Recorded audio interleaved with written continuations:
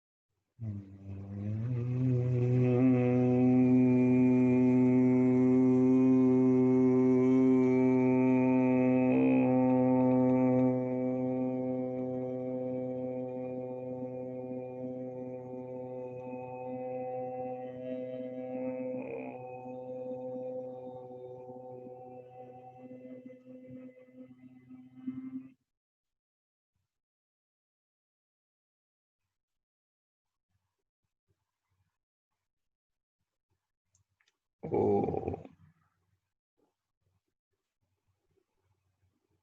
अमृत ध्यान साधना प्रभात सत्संग में आप सभी साधक साधिका का हार्दिक स्वागत है। आइए सर्वप्रथम इस मानुषी जीवन के दाता, विश्व के निर्माता, परम पिता परमात्मा के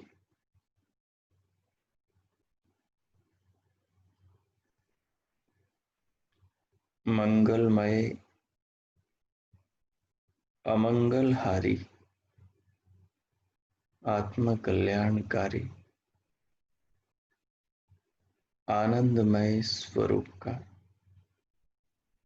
भगवान की कृपाओं का, भगवान के उपकारों का, भगवान के दिए जीवन का, भगवान की व्यवस्थाओं का, उनकी व्यवस्थाओं में, उनके नियमों में चल रहे संसार का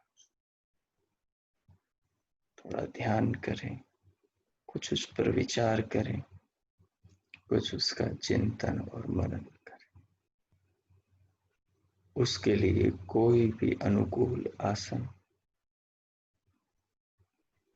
जिसमें आप सुखपूर्वक ध्यान पर्यंत बैठ सकें लगा लीजिए।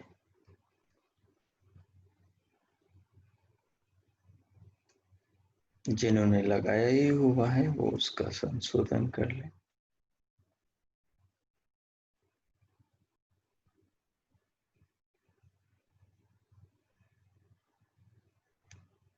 आसन में आपकी कमर, पीठ और गर्दन सीधे होने चाहिए। रीढ़ में सहजता होनी चाहिए। दोनों हाथों की हथेलियां गोद में हो व घुटनों पर, नेत्र बंद हो और पलकों में सहजता हो।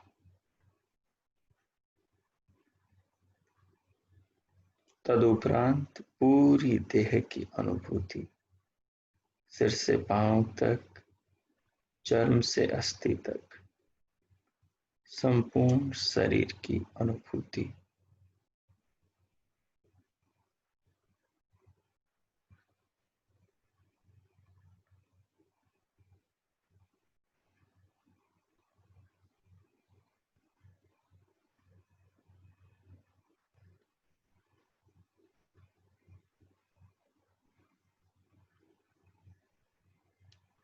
पूरी देह की आसन की आकृति का, बैठने की स्थिति का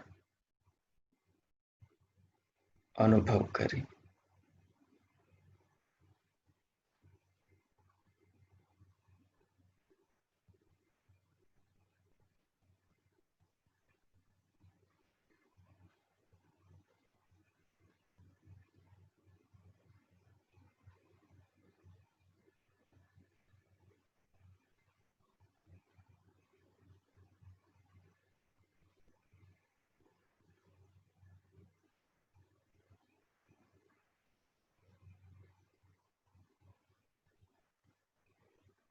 केवल सिर से पांव तक, पांव से सिर तक, पूरे शरीर को, शरीर की आकृति को, बैठने की स्थिति को प्रतिमावत, मूर्तिवत आसनस्थ देह की आकृति को अनुभव करें।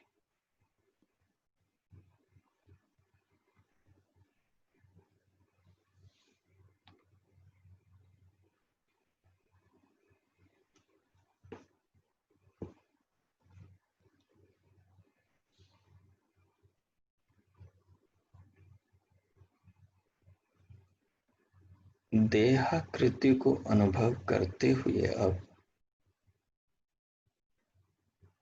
जिन्हें दिव्य नाद सुनाई देता है, वो दोनों कानों के आकाश में मन को लगाकर दिव्य नाद भी सुने। या मन को पूरी देह पर फैला दे। संपूर्ण शरीर का जब आप अनुभव कर रहे होंगे, उसका अभिप्राय है मन पूरी देह पर फैला हुआ है। उस समय स्वतः आपको दिव्यनाद अर्थात दिव्य श्रोत्र दोनों कानों के भीतर की नाद सुनाई देगी।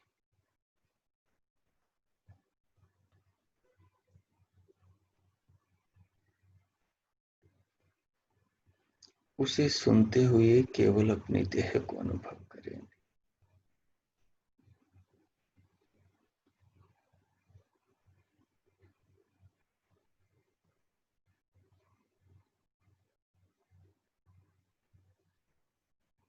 जो कर सकें वो मानसिक रूप से भगवान का ओम नाम का मानसिक जप भी आरंभ कर दें और उसे महसूस करें जैसे दिव्यनाथ को महसूस कर रहे हैं, जैसे शरीर की आकृति को महसूस कर रहे हैं, वैसे भगवान के नाम को भी भीतर ही भीतर महसूस करें।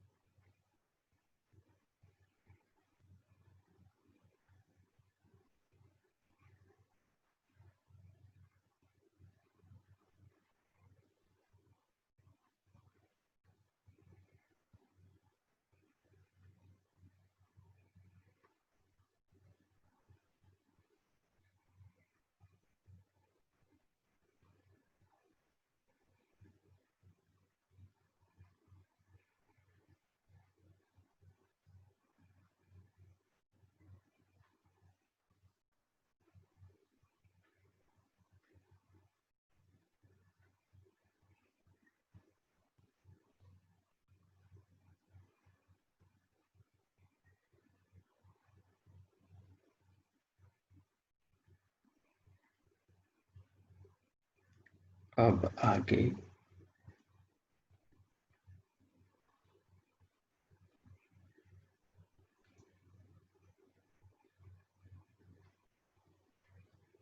जिस प्रभु का नाम ओम है और जो जगत और जीवन का विधाता है, निर्माता, दाता, पालन करता,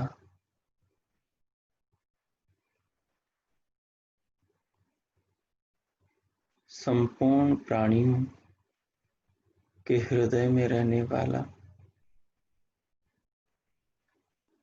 उनके अन्न जल का प्रबंध करने वाला, उनको उनके शरीरों में नाना शक्तियां देने वाला,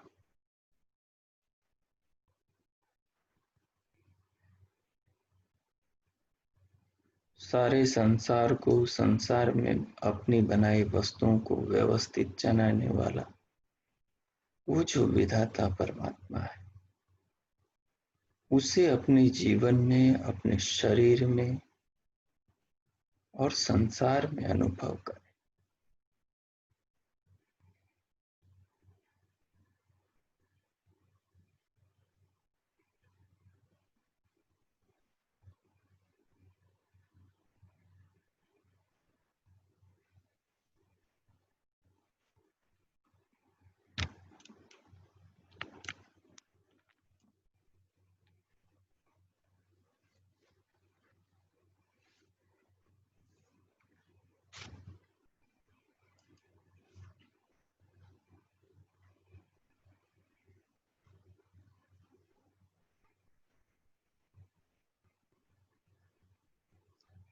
उस भगवान की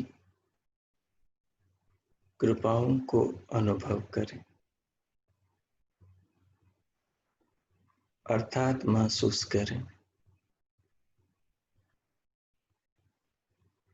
भगवान के कृपा स्वरूप इस जीवन को महसूस करें।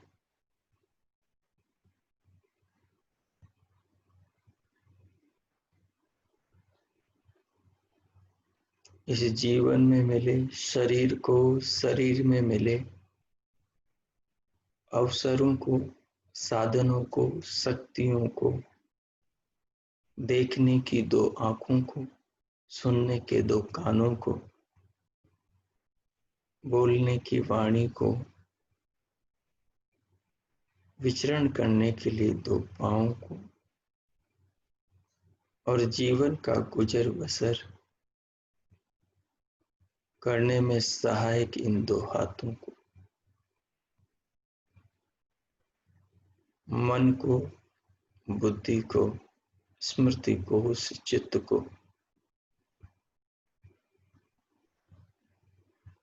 इन सबको अपने विचार का विषय बनाकर भगवान के प्रति अपने भीतर आदर, सत्कार, धन्यवाद, कृतज्ञता पैदा करें।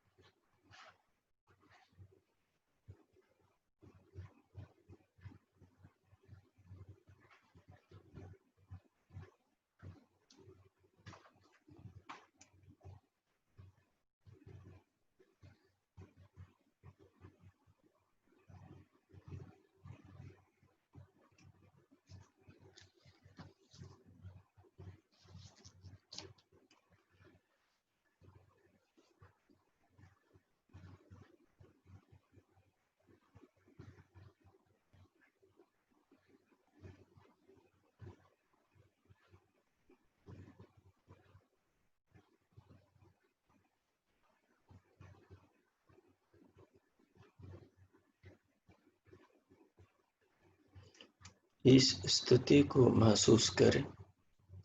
भगवान के प्रति श्रद्धा के भाव भीतर से स्वतः निकल कर आ रहे हैं या आप बना रहे हैं। जब आपका ध्यान दोनों आंखों पर जाता है तो भाव भीतर से निकलते हैं, श्रद्धा के, कृतज्ञता के। जब इन नेत्रों के महत्व की ओर, जीवन में नेत्रों का क्या स्थान है, इसकी ओर आपका ध्यान जाता है। नेत्र विहीन अंधे व्यक्ति के जीवन का जब आपको स्मरण आता है तो नेत्रों की उपयोगिता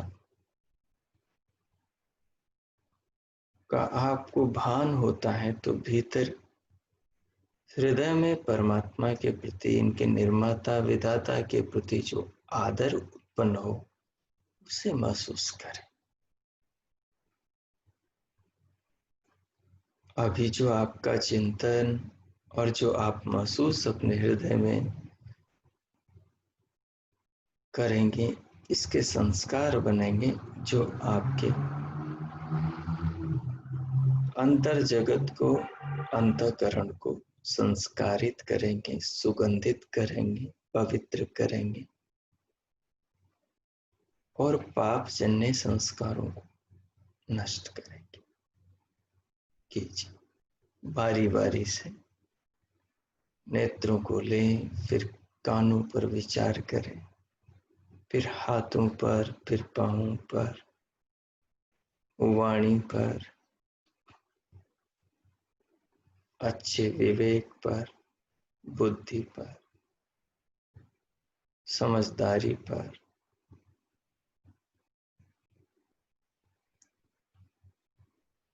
अच्छी बुद्धि की वजह से मिली प्रसिद्धि पर, आदि आदि। अब मैं 2-4 मिनट शांत मौन हो जाता हूं। आप इस पर 5 मिनट प्रयोग कीजिए। ओ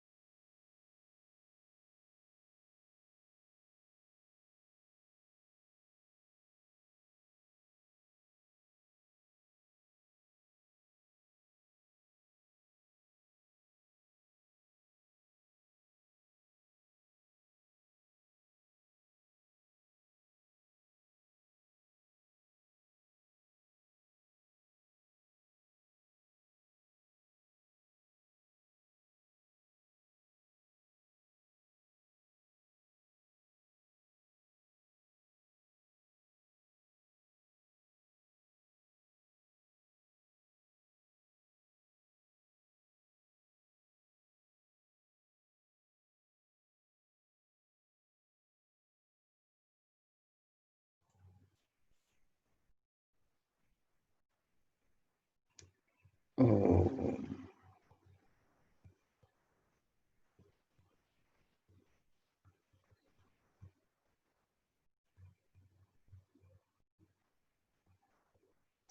इस प्रकार जीवन में, शरीर में और संसार में परमात्मा की रचनाओं को, व्यवस्थाओं को, उनके उपकारों को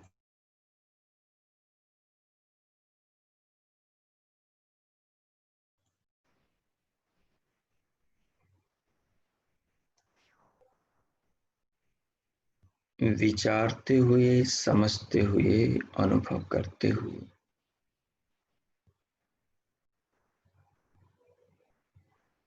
जब हम महसूस करते हैं अपने आजू बाजू, अपने अंदर बाहर, तो स्वतः ही हमारा आत्मा, हमारा अंतकरण ही बोल उठता है कि वाह प्रभु वाह, आपके कितने उपकार हम पर हैं और कितनी अद्भुत आपकी व्यवस्था है। हर वस्तु में कैसी अद्भुत आपकी रचना है। ये जगत और जीवन, ये शरीर और संसार कितने विचित्र हैं।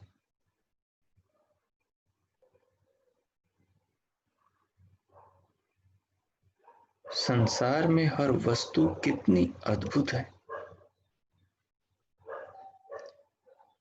हम एक पक्षी की वाणी पर, उसकी बोली पर, उसकी कूक पर जब मुग्ध हो उठते हैं,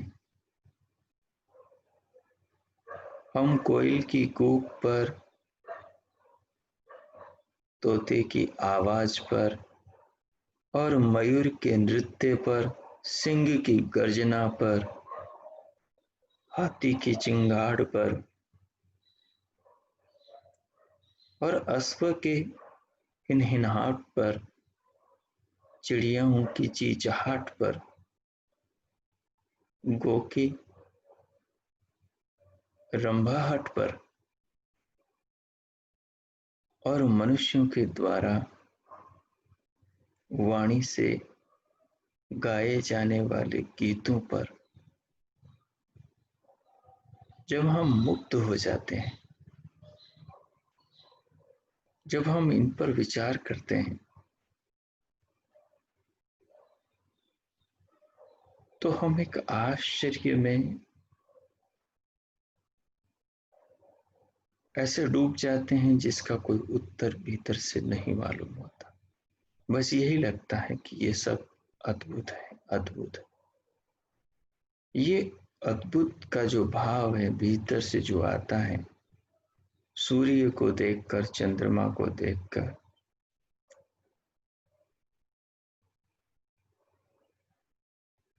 रात्रि की चांदनी में सब और चमचमाते गगन को देखकर, सूर्य की रश्मियों को, इंद्रधनुष को और आकाश से गिरते मेघ को, वर्षा को, पानी को बरसते देखकर जब हम विचार करते हैं, तो सच में हम आश्चर्यचकित होते हैं। हम समतल से जाकर जब एक विशाल पर्वत की ओर देखते हैं,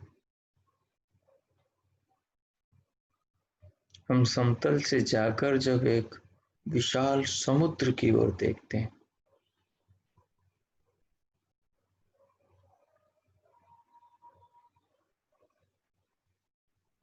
तो हम आश्चर्यचकित होते हैं।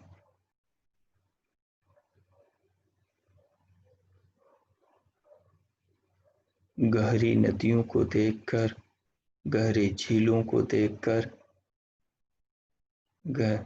ऊंचे झरनों को देखकर और असंख्य फूलों को देखकर, फलों को देखकर, असंख्य वृक्षों के भांति भांति की अलग अलग पत्तों की कर्तनों को देखकर हर मनुष्य के शरीर की भिन्न भिन्न आकृति को देखकर, भिन्न भिन्न रंग रूप को देखकर, भिन्न भिन्न आवाजों को देखकर,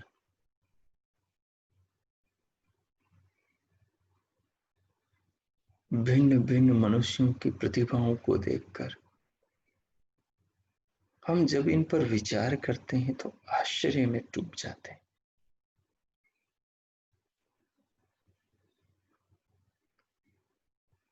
केवल मनुष्य जाति में ही, मनुष्य जाति के प्राणियों में भी कितनी भिन्नता, और पशु जाति में, पक्षी जाति में, कृमियों की जाति में, इन जातियों में भी कितनी जातियां छिपी,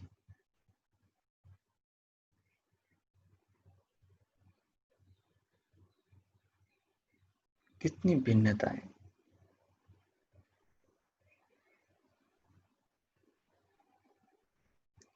जितने अद्भुत और आश्चर्यचकित करने वाले प्रभु के गुण कर्म स्वभाव हैं, उससे कहीं ज्यादा आश्चर्यचकित करने वाला ये दिखने वाला जगत है।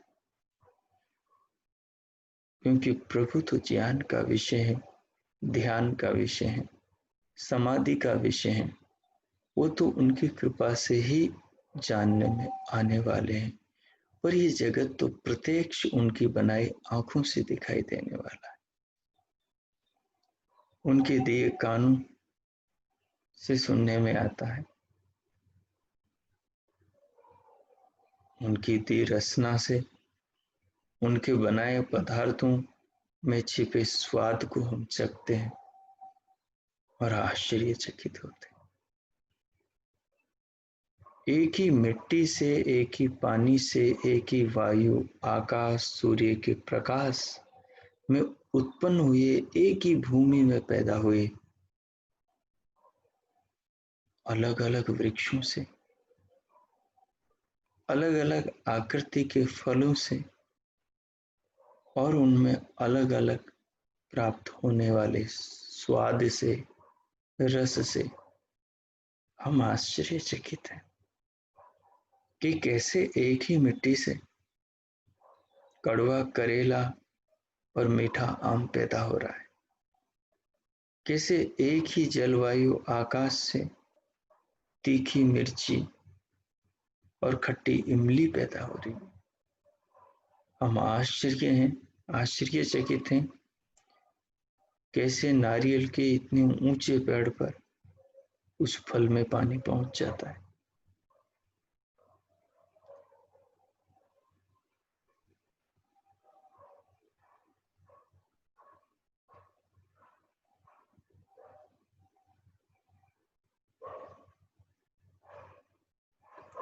ये सब कितना अद्भुत है। हम धरती के ऊपर जीवित रह लेते हैं, रहते हैं और पूरा जीवन का गुजर बसर करते हैं, और वो पानी में रहने वाले जीव जीवन भर पानी में रहते हैं, वो वहीं पर गुजर बसर कर लेते हैं।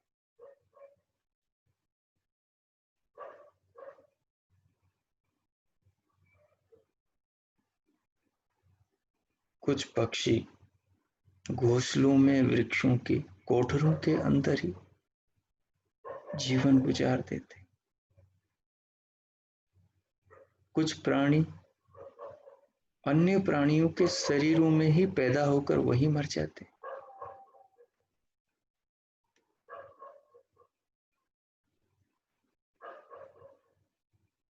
कुछ को इस जगत को समझने का, जीवन को अनुभव करने का, इस सबके ऊपर विचारने का अवसर मिलता है, और कुछ इसे समझ ही नहीं पाते, जन्म लेते और मर जाते। यह सब कुछ कितना आश्चर्यचकित करने वाला है।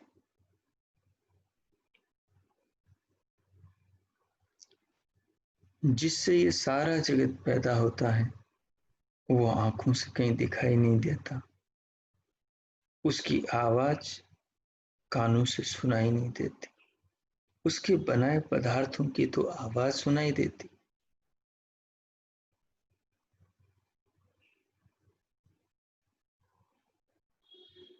उसके हाथों से सारे काम करते हैं, उसके बनाए पैरों पर उसी के पैरों से चलते हैं, उसी की बनाए उसी की वाणी से सब कुछ बोलते हैं, उसी के दिए चक्षु से उसकी बनाए आंखों से सब कुछ देखते हैं, उसके बनाए कानों से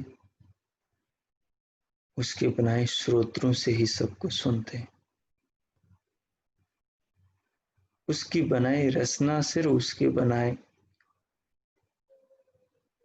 खाद्य पेय का रसपान करते हैं, उसकी बनाई घृणा से उसकी बनाई घ्राण से उसके बनाए फलों फूलों की सुगंध को ग्रहण करते हैं, उसकी बनाए त्वचा से उसके बनाए जगत को उसकी बनाए वस्तुओं को स्पर्श करते हैं, उसके बनाए मन से उसके बनाए अपने इस शरीर को और उसके बनाए संसार को मनन करते हैं। ठीक इसी प्रकार अहंकार से इन सबको करते हुए ये अनुभव करते हैं, ये सब मैंने देखा, मैंने सुना, मैंने अनुभव किया। और बुद्धि से हाँ मैंने ही देखा, मैंने ही सुना, मैंने ही अनुभव किया, मैं ही जिया, मैं ही हूँ आदि का निर्णय करते हैं।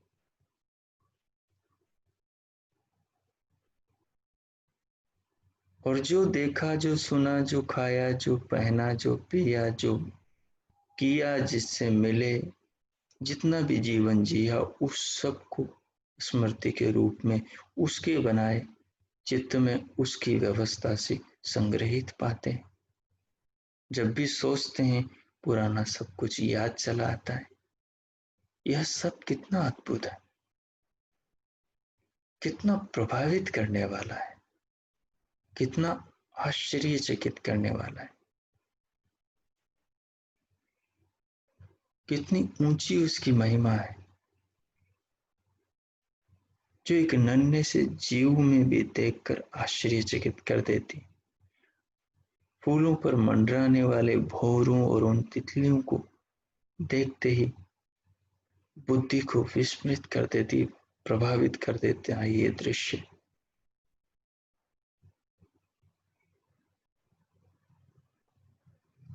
इंद्रधनुष के उन 7 रंगों को देखकर मनुष्य की बुद्धि घूम जाती है। मयूर के पंखों में उस चित्रकारी को, उस सौंदर्य को देखकर आदमी की बुद्धि ठहर जाती है।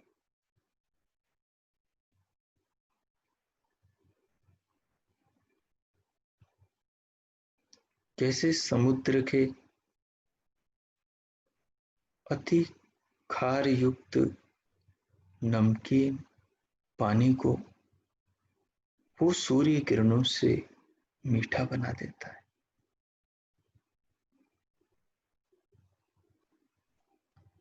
एक ही तरसले, एक ही तगारी की मिट्टी में डाले अलग अलग बीजों से अलग अलग पौधे उग जाते हैं। सब एक ही पानी पीते हैं, एक ही प्रकाश लेते हैं, एक ही वायु को ग्रहण करते हैं,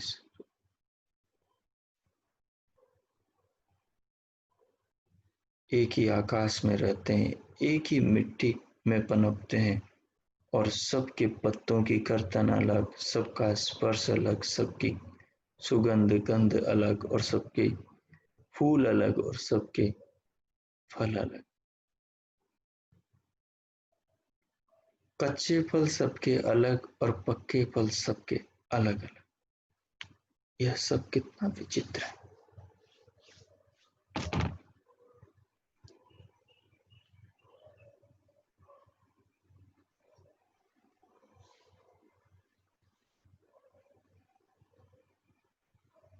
मनुष्य के सिर के बाल को काटते हैं तो दर्द नहीं होता, खाल पर चोट होती है तो बड़ी पीड़ा होती।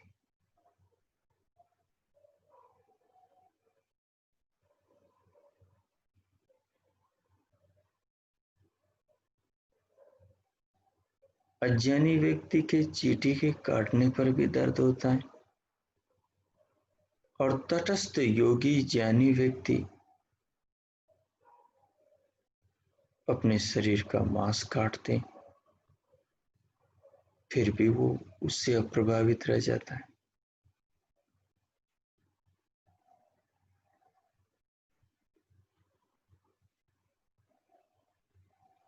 एक व्यक्ति शरीर में तड़पता रहता है, दूसरा योगी शरीर के अंदर से अपनी आत्मा को बाहर निकालकर ब्रह्मधाम ले जाता है। एक व्यक्ति संसार में उलझा रहता है, दूसरा आदमी संसार में सुलझकर संसार में रहता हुआ कमलवत जीता है।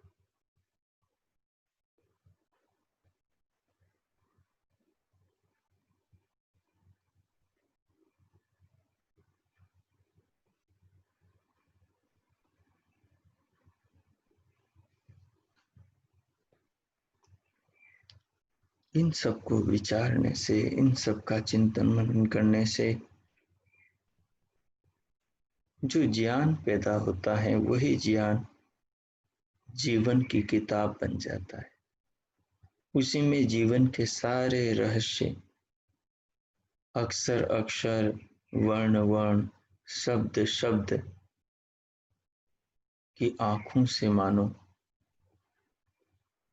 हमें जीवन को समझाने, जीवन को दिखाने लगते।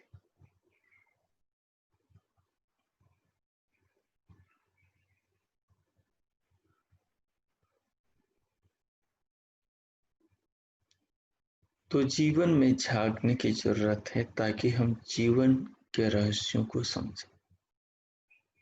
आगे हम शरीर और शरीर के भीतर रहने वाली आत्मा पर विचार करें। पीछे हमने भगवान के गुण बोधक और भगवान के स्वरूप बोधक कुछ शब्दों पर विचार विनिमय किया था। वेद भगवान के आधार पर। आगे हम वेद भगवान के आधार पर मनुष्य की आत्मा के स्वरूप पर, आत्मबोधक वैदिक शब्दों पर ध्यानमय चिंतन करें। वेद में परमेश्वर ने आत्मा का क्या स्वरूप बताया है? वेद में परमेश्वर ने आत्मा को किन किन नामों से पुकारा है? वेद में परमेश्वर ने आत्मा को क्या क्या कहा है? और वेद में परमेश्वर ने आत्मा कहाँ रहती है, कैसी है, क्या करती है, क्या उसके लिए परमात्मा का संदेश है, उस आत्मा को कैसे जाना, समझा, अनुभव किया जाता है, कैसे उसे परमात्मा से मिलाया जाता है और कैसे उसे बंधनों से आजाद किया जाता है, वो सारा जो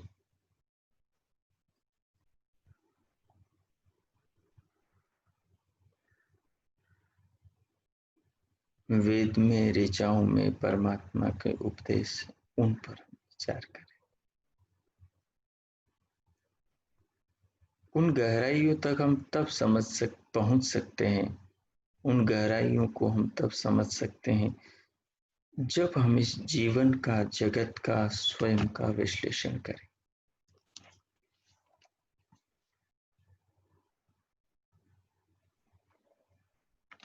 इस संसार को खुली आंखों पढ़ने का प्रयास करें।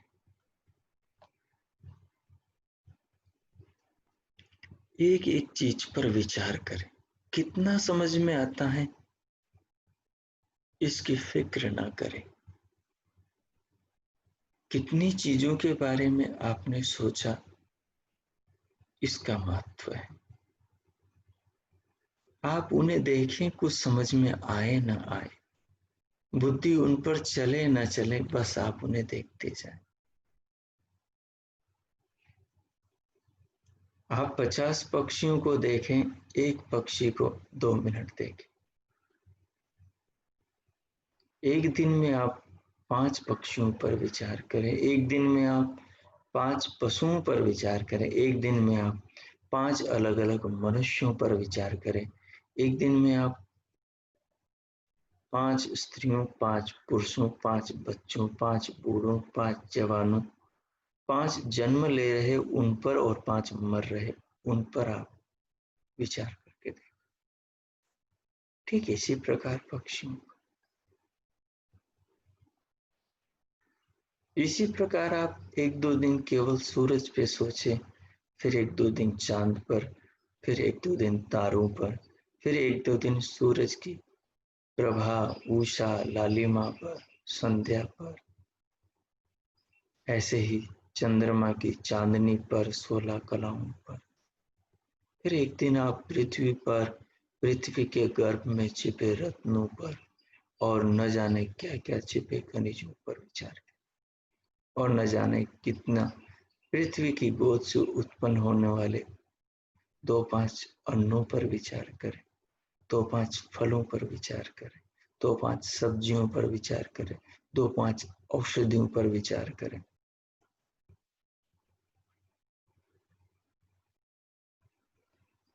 लोहे पर, तांबे पर, पीतल पर, रांगा पर,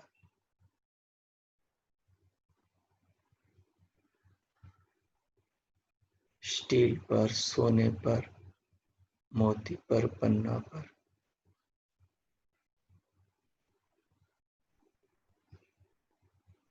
इस जगत रूपी किताब में जो सिर उठाए, ये अनंत जो अक्षर अलग अलग वाक्य का रूप लिए हमें कुछ कह रहे हैं, उनको पढ़ने की कोशिश करें।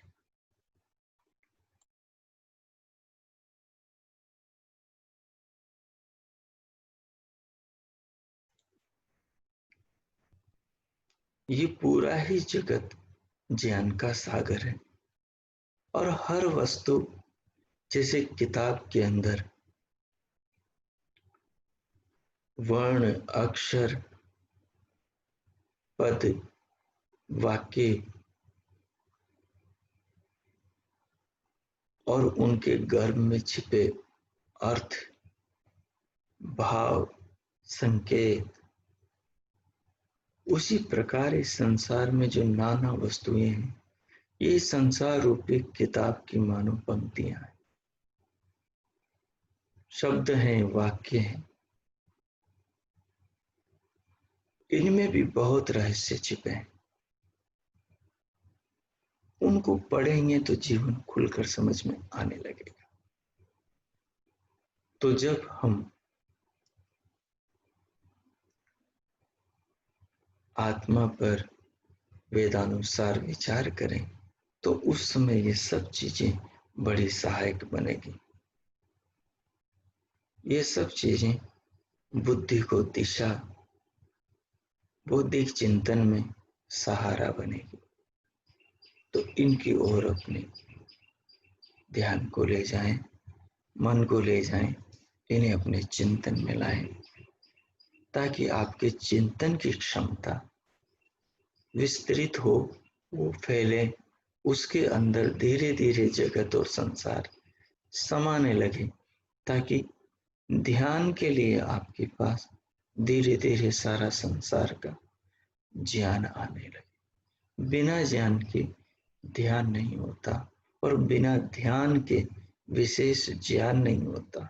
विशेष ज्ञान के बिना अज्ञान से मुक्ति नहीं मिलती। बिना अज्ञान से मुक्ति मिले आत्मा को शरीर संसार के बंधन से छुटकारा नहीं मिलता, और परमानंद का धाम नहीं मिलता।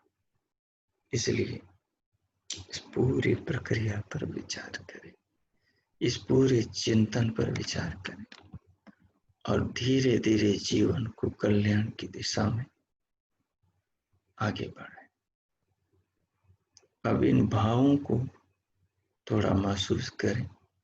1 मिनट में मौन होता हूं, आप गंभीरता से इन पर अपने आप को एकाग्रचित करें, इन्हें महसूस करें और परमात्मा का कोटि कोटि धन्यवाद करें कि उन्होंने हमें मनुष्य बनाया, मनुष्य का शरीर दिया और जीवन को जानने समझने का इतना अच्छा अवसर दिया। उस महान प्रभु का धन्यवाद करें जिसके हम सब बच्चे हैं, जो हम सबका पिता है। ओम। अब मैं मौन होता हूं, आप 2-3 मिनट इस भाव में रहें। ओम।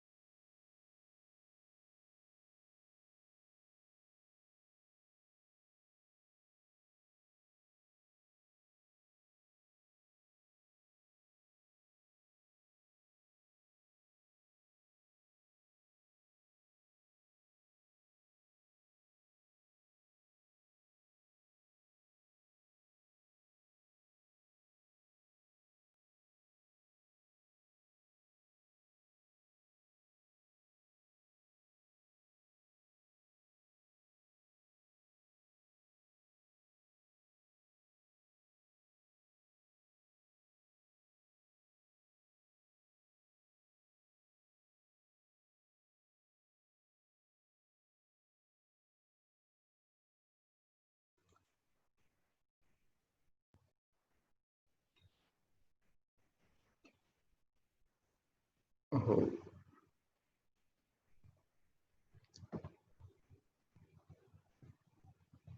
अब इस ध्यान बैठक को यही विराम देंगे। शांति पाठ। ओम।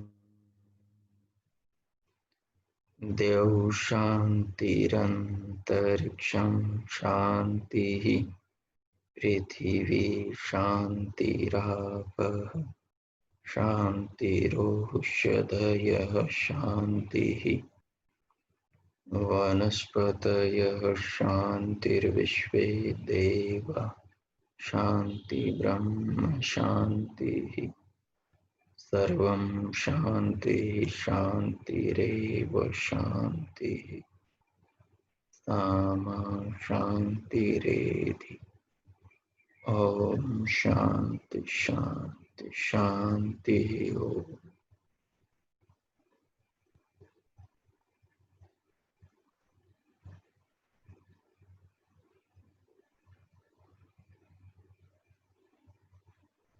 ओम। आप सबका आज का दिन शुभ हो, मंगलमय हो।